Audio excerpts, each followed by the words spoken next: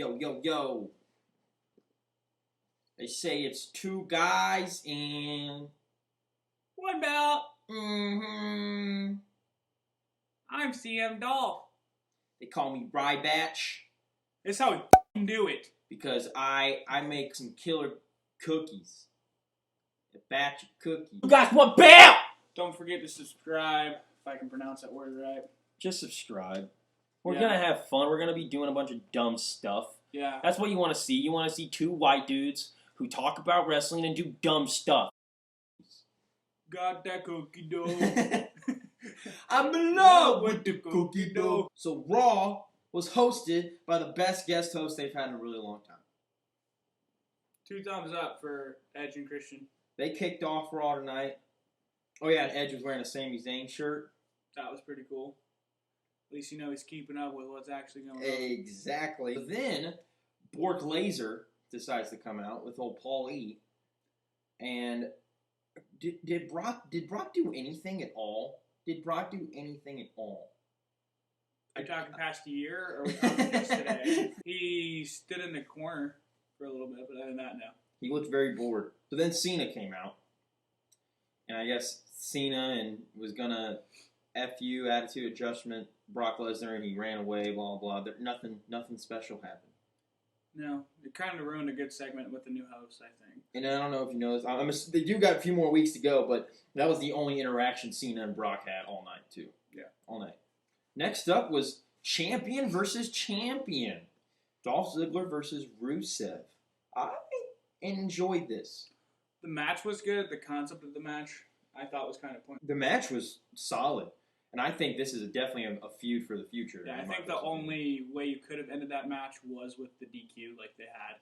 Yeah. You don't want to make either guy look bad. Yeah, having one lose to the other makes the belts look at this point in stronger, time. Yeah. They didn't do too much here either. They just did the match, and that was pretty much it. Yeah, I did like when Ziggler got himself out of the Accolade and then put himself back in.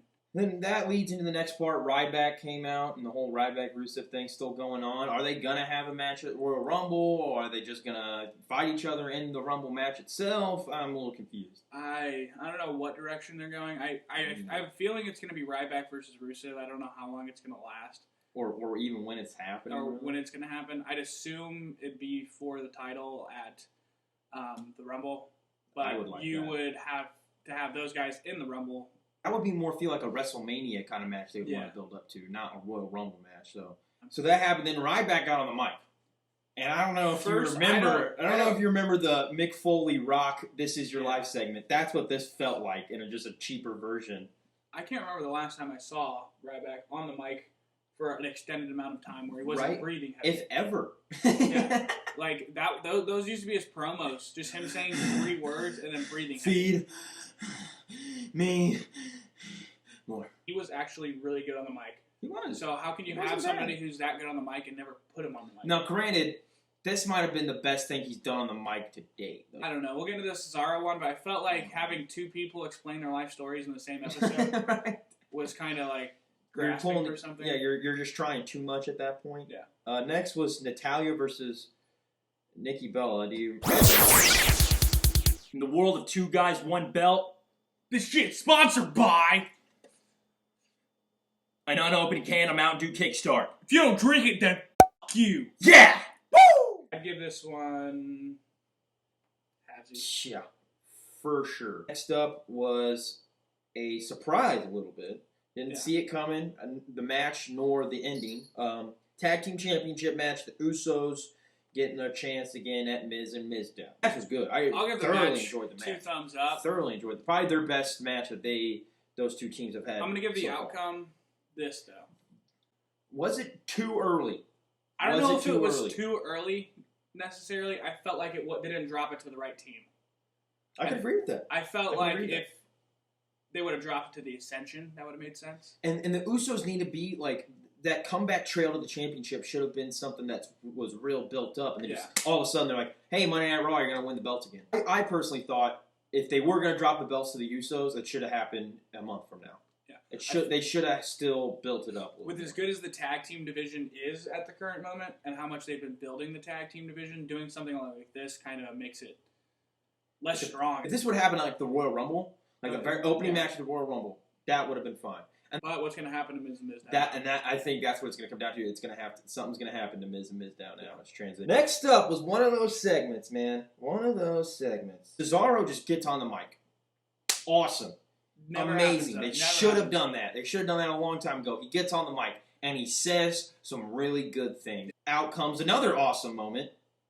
Out comes the return of Bad News Barrett, which is awesome. I felt like Cesaro, like his kind of pipe bomb, quote unquote, was actually everything he said was true, and it needed to be said because he's the most buried person they had this year. He won the Battle Royal. He was winning all these matches, getting a big push. Then they put him with Paul Heyman, and then Brock comes back, and then they just end that. That was 2 weeks in, and then they end that. So they give him the mic time. Great idea. Great booking. They bring back Bad News Barrett. Great idea. Great booking. Why in the hell did they need to, one, have a match against each other, and two, have it be a quick match, and three, have Bad News Barrett pretty much just bury, again, Cesaro? Why did that need to happen? It didn't. It didn't. I just don't know why you had to. It was pretty much a 15-second lead-up into it. Pretty much. And it was a lead-up that should have been way bigger than it was. Yeah. That whole mic thing with Cesaro going out and doing his pipe bomb, quote-unquote, that should have been a very big deal. Yeah. And they just made it seem like it was that was BS. Complete BS. And all right, on the next part, it was just a nice basic mid-card match. Jack Swagger versus Luke Harper. Solid. Nothing really. Two thumbs down. Nothing special. I'll do this. As good as Luke Harper is, they need to put him with somebody of his ability and stature. I mean, he's been rising ever since he's left the Wyatts, and then you put him against Jack Swagger, who hasn't won a match in forever. But that was just basic mid-card match. Nothing special even happened. Next up, Seth Rollins versus Roman Reigns. I'll give it a half. I'll give it a half. The match wasn't bad by any means. It could have been better, and I think they're going to save it for the future. But as big as Roman and Seth together, they didn't really mesh, I don't think. At least not yet. Yeah, no, not yet. They just don't. As a tag team, they were great. It was great. You had the fast guy and then the power guy. And honestly, I think it's because of Roman's wrestling ability in general. It's just not. He's not great in the ring. Obviously, going to have a bigger match in the future, but why have this match in the middle of Raw? Just to Big Show came out in commentary, and the match ended in DQ and all that kind of stuff. Which was just. God, I do not care for Big Show anymore. I honestly think they were testing him out for commentary last night. Really? And I don't think he did very well. No. I think they're just trying to find a spot for him. Is he a heel? Is he a face? He's this that week, that week, Switches every other month of what he actually is. So, if he's going to be on commentary, I hope it's just this one-off thing. Yeah, and you could have promoted that match, and it might have been better, but just randomly throwing it into a Raw with no promotion or anything like that. Nothing. And it just happened. Yeah. And I'm pretty sure that was the last time we saw Roman for the rest of the night. Was he got beat up by Big Show, and that was it. You ready? Sure. Remember what happened next? Not really. Woo! Yeah, boy! Yeah, boy! When we were watching this live, we didn't know what was going to happen. Now they're hyping up that he was going to be retiring, but nobody knew if he really was. Actually, I thoroughly enjoyed that they were hyping it up that way. Yeah. I didn't think he was going to retire, but I also didn't think what he was going to do. Yeah. And what did he do? Coming back at the Royal Rumble. Whoop, whoop. And him coming back at this time proves that he is the star. He is the man right now. There is no one bigger and better. When he came back, the internet blew up, man. Not only the internet, but that crowd went ape shit. I did not even think for the light of day that he was going to say he was going to enter the Royal Rumble. I was actually anticipating another surgery. But what happened was way bigger and better than anything I could have thought of.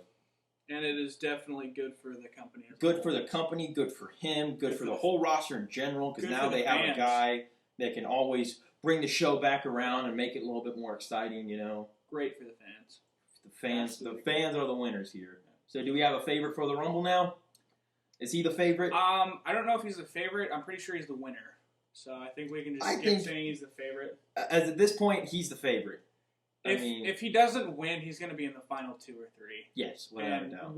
Best segment of the night, without a doubt, correct? 2 thumbs up. If we had an extra set of thumbs, I'd put 2 more thumbs up. Go from one amazing segment to the thing that pissed me off maybe the most tonight. Still gonna give it a half, even though I'll do 2 thumbs down for the Ascension debut. Just to remind everybody what happened: Mizdow and Miz lose early in the night.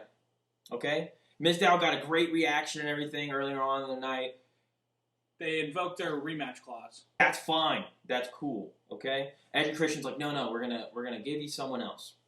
So from having a team that is over like that lose a championship match, a big, brutal championship match, and then to have them come back right into that live crowd that already saw them, that already got their whole reaction and everything out to them, they go and they use them to try to get heat on the Ascension.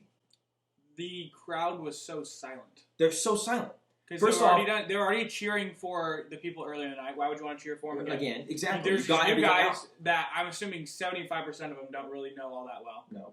And so why are they going to cheer for him? Because they don't know him. I mean, it's just a match you should have saved for a long way down the line, or even like a few weeks. Yeah, a few weeks. You had a perfect spot for them to debut tonight. Right after the Usos win, they get on the microphone. They cut just a nice basic promo. It's a basic, most mic time they've given them ever, and at least on Raw for sure. Come in and steal the belts right then. I would have marked out completely if the lights just would have went out, the Ascension's music hit, and they come out and beat the crap out of them. Then it changes immediately the landscape of the tag team division. Makes it way better. Right now, because then you have 4 really solid championship teams. But right now, you don't really know who's the best because, I mean, 1 week it's the Usos, 1 week it's Stardust Goldust, and it just keeps going back and forth. I thought they definitely dropped the ball on that. I don't know about you. I agree. They dropped the ball on that debut. Now we're getting to the end. Last segment. Very last segment. The Cutting Edge Peep Show. So let's just talk about before even John Cena came out. How do you like Seth Rollins on the mic? How do you like him just in general, and then I guess this segment specifically? I think he's one of the best on the mic. This night, I think, proved he's one of the best on the mic. He is definitely one of the better ones out there. And I think he's, every time he gets on the mic, he's improving, actually, in my opinion. And as soon as he's on the mic, you can't hear anybody in the crowd because everybody's listening. And there's just the way he says things and his whole attitude. His mic skills are he commands everybody's attention. Just, I don't know how he does it, but it's just... And he did it. He came out to Edge and Christian's show and just took it from him. He took the show from them. He was on the mic for at least 10 minutes straight. He literally has their name on it, and he's the one that's talking the whole time. He was... from the part from where the whole John Cena thing happened, he was on the mic for a long time. So then they attack Edge... They'll attack Christian, then they corner Edge, put him on top of the briefcase, then Cena comes out. And the whole time I'm thinking, because then Seth starts saying, you know what I want something from you, you better give it to me. That whole time I'm thinking, no, it's got to be something else in the Authority, right? It's got to be something else. He wants a title shot. He wants a title shot, or, he wants some sort of stipulation or something for the match. Cena to retire. I don't know what, not that. I was thinking... Surely not that. Not even a month, man. Not even a month. Bet they had a nice Christmas vacation. I think that's honestly why they did the whole storyline. Yeah, can we have a 3.5 week Christmas vacation? A whole build-up in what WWE, that Survivor Series match, WWE is calling it the match of the year. And the payoff was what? What was the payoff for it? That Dolph Ziggler, I guess, is a bigger star? That's it? Sting came back, but does it matter very much anymore if the Authority's just, right back in power? I thought they were going to save this to at least after the Fastlane pay-per-view. At least. Just make a comeback at WrestleMania or something. But. And 3 or 4 weeks later, from what happened last night, the Authority coming back should have been a lot bigger than that. Yeah. If nothing lasts long, how do you expect us to, get as invested?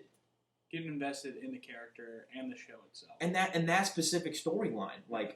Now I know if anytime the Authority leaves again, they'll be back in 2 weeks. Don't worry about it. I thought this Raw, don't get me wrong, it was a better Raw than we've seen in quite a long time. Yeah, I'm going to give it a better Raw. 1 up and 1/2.